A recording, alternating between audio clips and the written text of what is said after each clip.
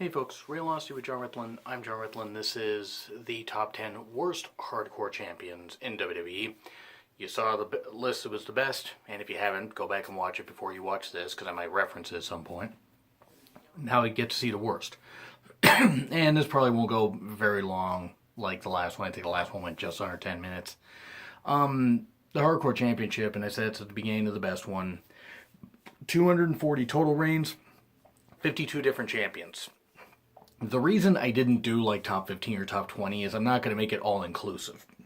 I'm going to make it the best of the best and the worst of the worst. Because the Hardcore Championship, while fun, I mean, the 24-hour, 24/7 rule that Crash Holly came up with led to a lot of fun stuff, and Crash Holly was on my best list. A little spoiler if you haven't seen it. But yeah, the worst, it's like some of these are just going to be either the reigns were too short, either whatever, or if it was just pointless. So here we go. Number 10, Billy Gunn. Back in 1999, Billy Gunn was trying to go for the IC title, and Road Dogg was in the hardcore division. And it seemed like they were both heading for matches for those respective titles at Mania 15. And then no, because for swerve purposes, thank you, Russo, Billy Gunn suddenly got thrust into the hardcore division, which he didn't apparently care for. I mean, that's fair enough. There were some that liked it, some that didn't. And Road Dogg was put in the IC title picture, which Road Dogg was required to wrestle, and while Road Dogg was certainly not a bad wrestler, he wasn't a great wrestler. Billy Gunn was better in tag teams and better when the match wasn't hardcore. He actually was a pretty good wrestler.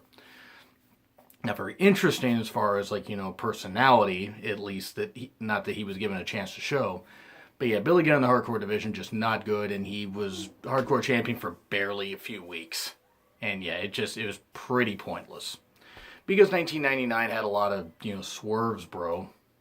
I mean, I'm sorry, I don't despise Russo to the point, I want to see anything bad happen to the guy. It's just, the guy is clearly showing that he's bitter.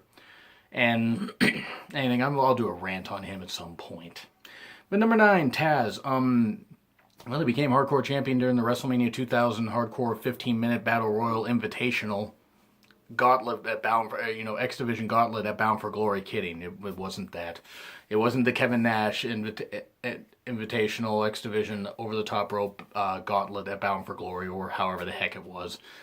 Taz was champion at one point. I think he was champion another time later in the year.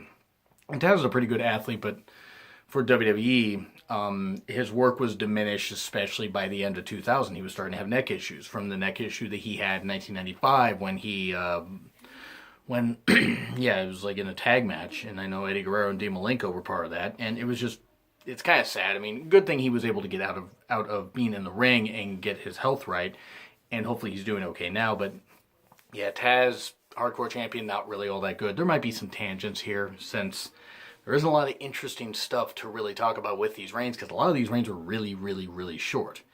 Taz, don't get me wrong, could fend just fine in the hardcore division. I mean, God, he was in ECW, had some great matches with Bam Bam Bigelow, and a not-so-good match with Shane Douglas,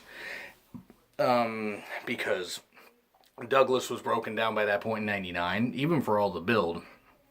And then he finally won the title, and then Shane went on the ECW, or WCW at one point. That was smart. Taz, though, limited reigns and not really all that good. And then the Godfather's Hoe, because one of the Godfather's Hoes won the title for God's why. Number 7, Steven Richards. I like Steven Richards. Stevie Richards, whatever you want to call him. I like him. I think he's a good guy. At least from interviews I've seen, he seems like he's pretty reasonable, a pretty good worker. I mean, actually, considering how ECW probably used him the best. And it's really sad, because WWE had something going with him and should have used him. He was great in Right to Censor. Then they pulled the plug on that. And it's just a lot of the stuff that they did, I don't know. It just seemed like they should have done better with him. He was hardcore champion a couple times, just not all that interesting. Fact, I think, so a little cheap plug here, that Vader has nothing to do with this, because Vader was gone from WWE before the hardcore title came in, but I'm actually going to do a how WWE should have booked Vader from his debut on, and I might even talk about missed opportunities with talents, and Steven Richards could be on that list. But anyway, number 6, Goldust. It's like when they hot-potatoed the IC title in 99. That wasn't all that good. I mean, Goldust faced Maven at Mania 18 for the Hardcore Championship. It was terrible. Maven was not ready for that big of a stage, and they did a drop kick garbage can spot that was really bad. Like, Maven obviously missed it, and Goldust botched too.